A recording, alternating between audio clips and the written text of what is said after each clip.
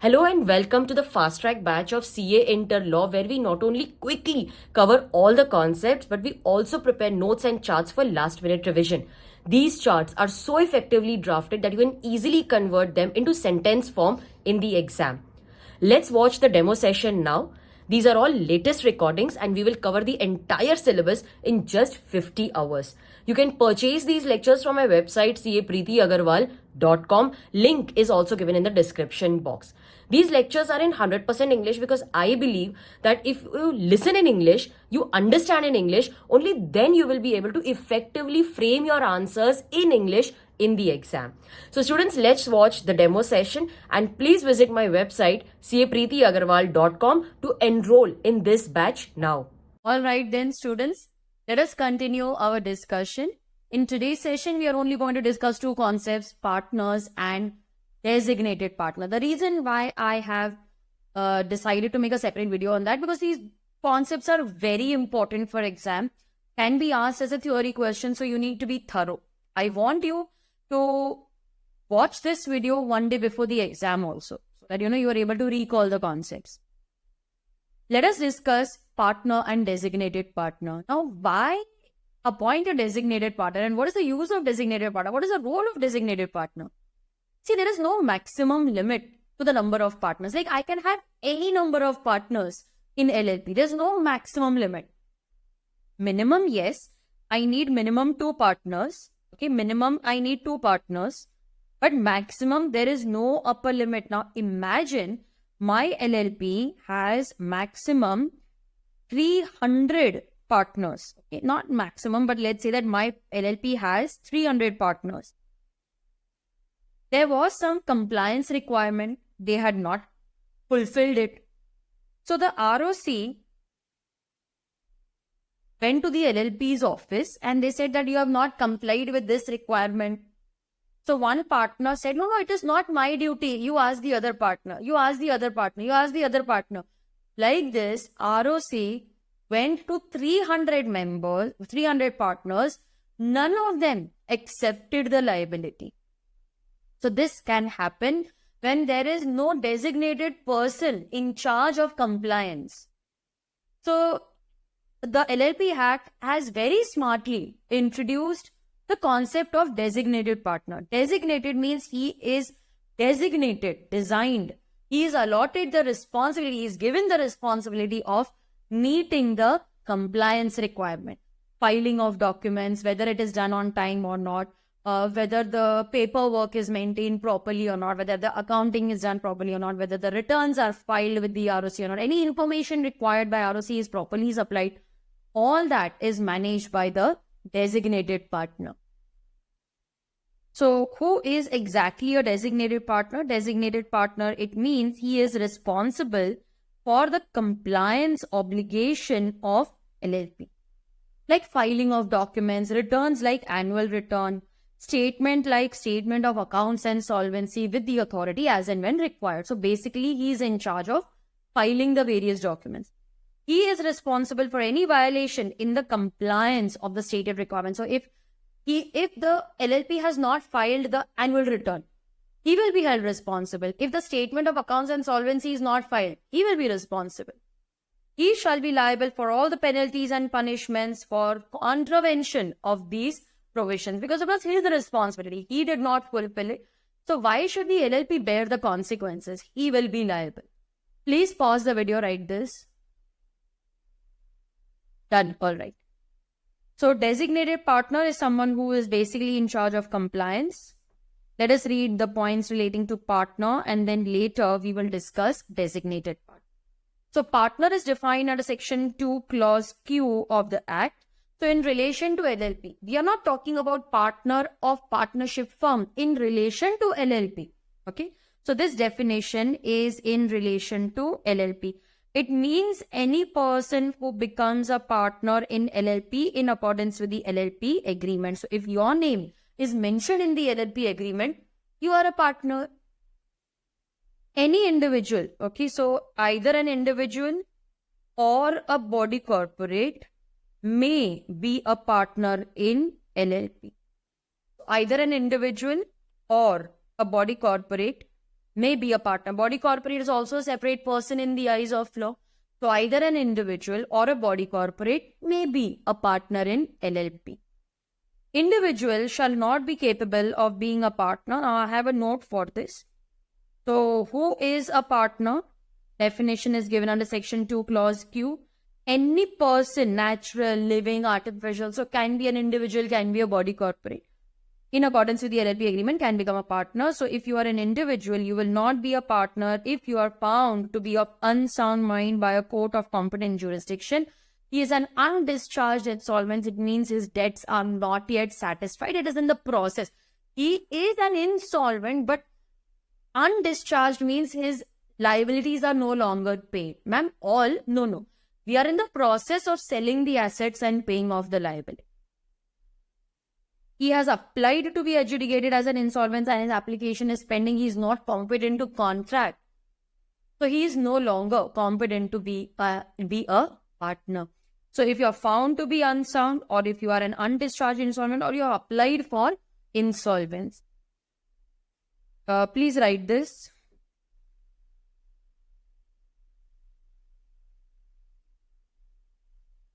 Written. Following persons can become a partner. Okay. Individual, residents, including non-resident Indians. So you may be a resident, you may be a non-resident. Okay. So resident, including non-resident Indians, NRI. Overseas citizen of India as well as foreign nationals. Now, who are these people? Overseas citizen of India, he is given the status, it is a status given to a foreign national of Indian origin. Okay? That provides him the right to stay and work in India indefinitely. So you are an overseas citizen of India. So it is a status which is given to a foreign national of Indian origin. So you are an Indian origin, but you are a citizen of or a foreign national, but you have the right to work and stay in India indefinitely. So who is a non-resident Indian? He is a person who resides outside India for employment, business, or any other purpose. Will all this be asked in the exam? No, it is just for your knowledge. You can pause the video and write it.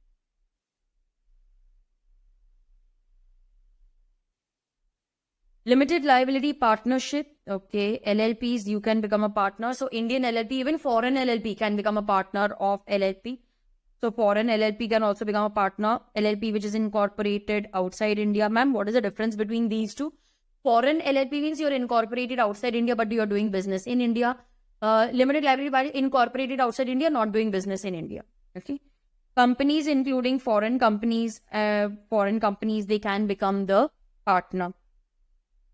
Cooperative society and corporation sole, they cannot become a partner. Okay. This is not important for us. This is very similar to section 3A of Companies Act. If at any time the number is reduced below 2 and the LLP carries on business with that one single person for more than 6 months, then he shall be personally liable for all the acts contracted after 6 months. This is very similar to what we discussed. See, the minimum number must be present throughout the lifetime of LLP. So throughout the lifetime, you should have 2 partners. If the number reduces below 2, then I give you 6 months time. Within 6 months, you must reinstate that number. If you don't, then that single person who's continuing to do business in LLP will be personally liable for all the debts contracted after 6 months. Then we will discuss the concept of a designated partner. Now, this is very important for us. Every LLP shall have at least 2 designated partners who are individuals. At least one of them shall be a resident in India. So there are 2 requirements. 1, at least 2 designated partners. And these designated partners must be individuals. Out of them, at least 1 should be resident in India. Why? Because we want somebody to be in India so that, he is approachable, he is responsible for compliance. If we have any problem, somebody should be there with whom we can talk. They will be responsible for all acts and matters to be done by the LLP, basically all the compliance related matters. So what are the 2 points that we need to write? We need an individual. Okay, preference is always given to an individual, and one of them should at least be a resident in India. Now,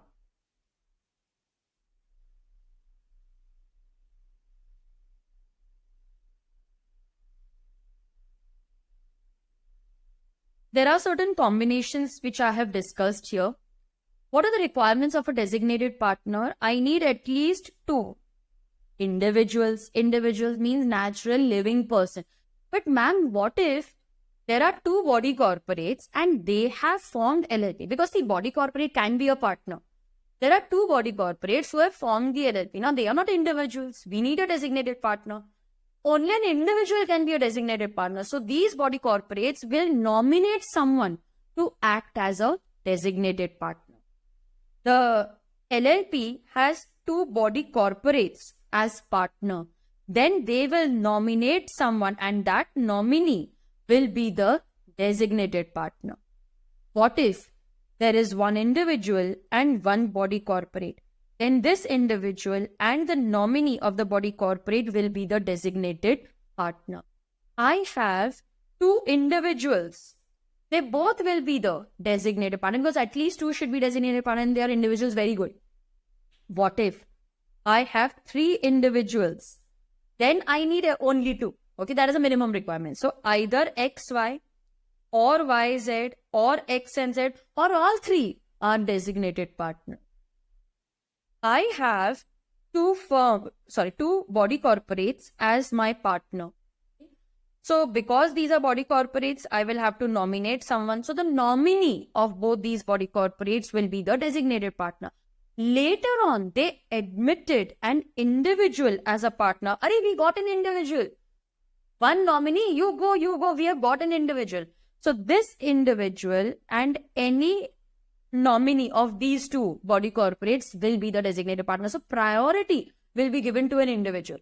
Ma'am, why are we insisting on individual being a designated partner? See, individual is responsible for, or designated partner is responsible for compliance. How can a body corporate think what filing is to be done?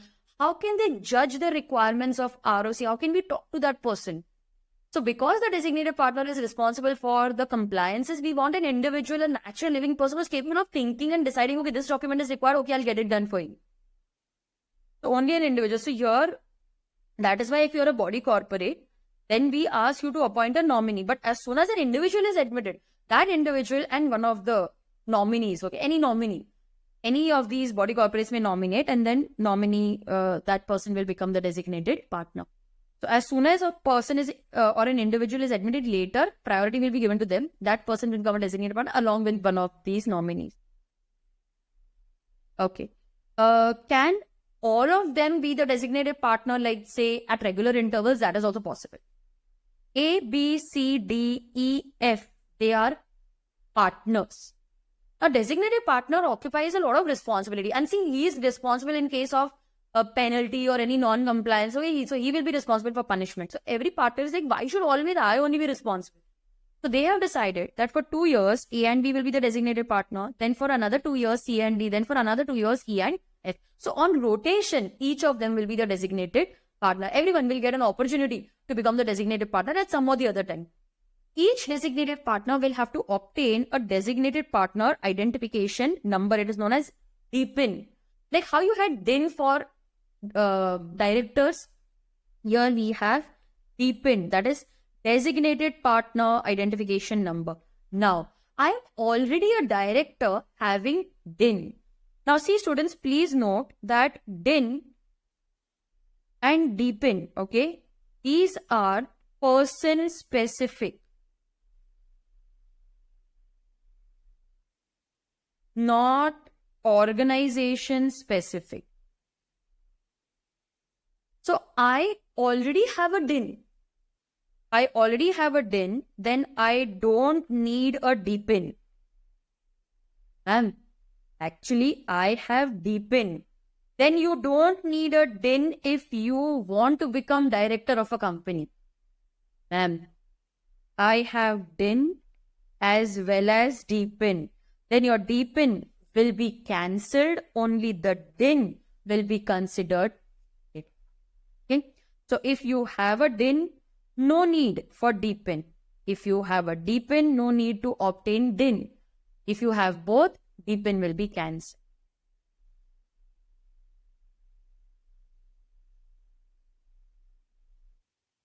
Let us read all this. I need to give you time to copy. Yeah, write it.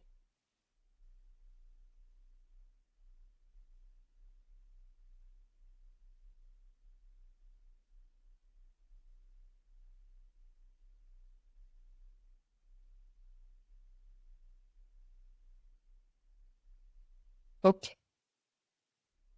So, designated partner.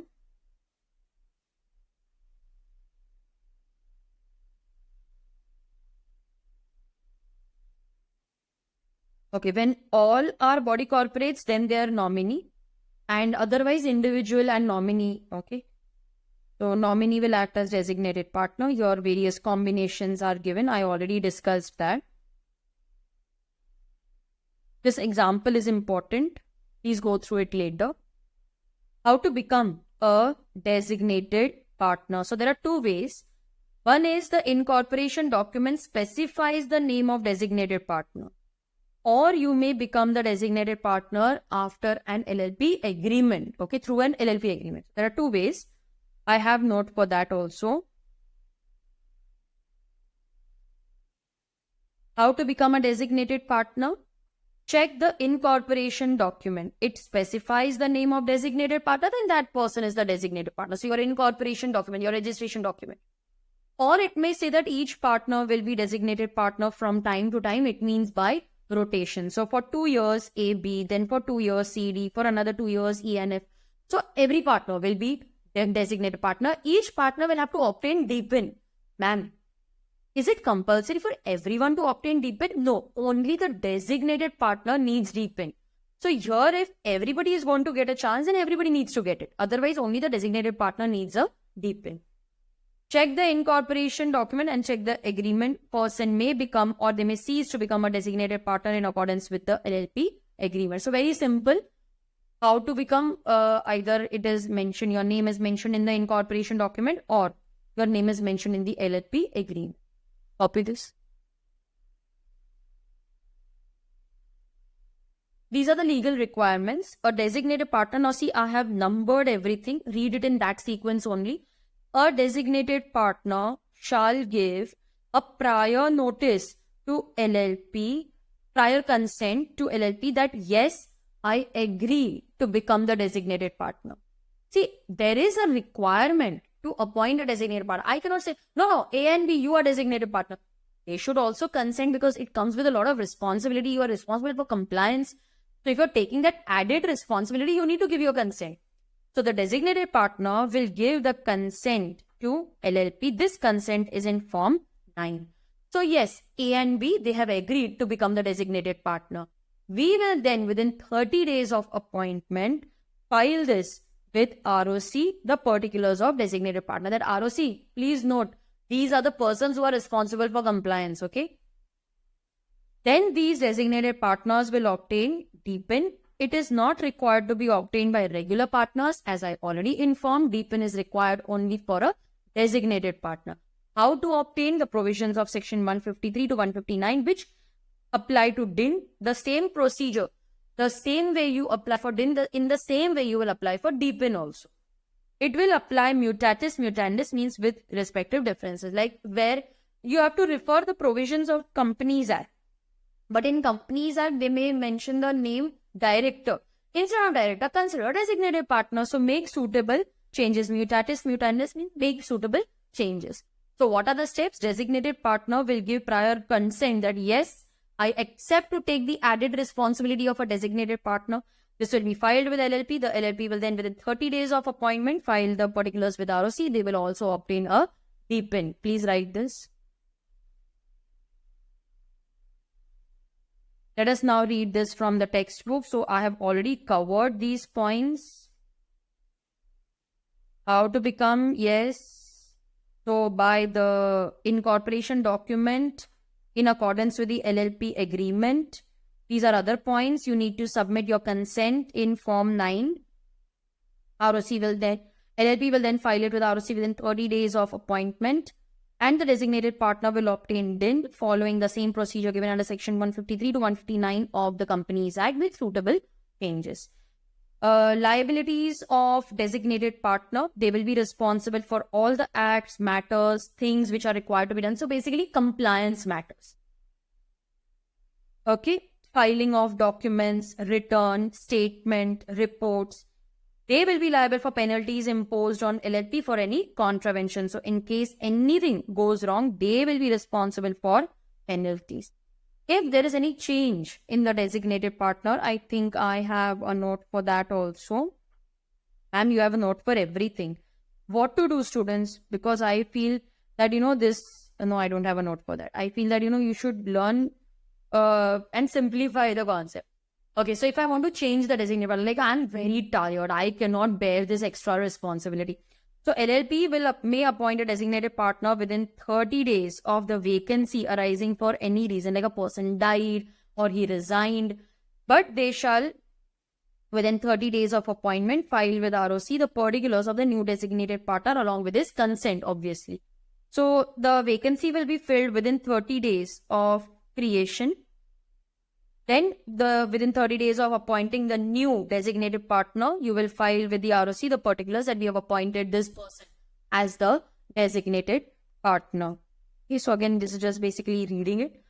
If no designated partner is appointed, or if at any time there's only one designated partner, each partner shall be deemed to be the designated partner. So at any point of time, I need minimum 2 designated partners. If there is only one, every partner will be treated as a designated partner. They will all be responsible for the compliance. Okay, so students, that was something about a designated partner. Enough for this session, because I want you to cover partner and designated partner one day also before the exam. In my next session, I will continue with the chapter. Till then, study the notes which I have made you write. Study only from that, convert it into sentence form in the exam, and I think you will be sorted. As we progress, I will share more notes with you to simplify the concept. All right, I'll see you next time.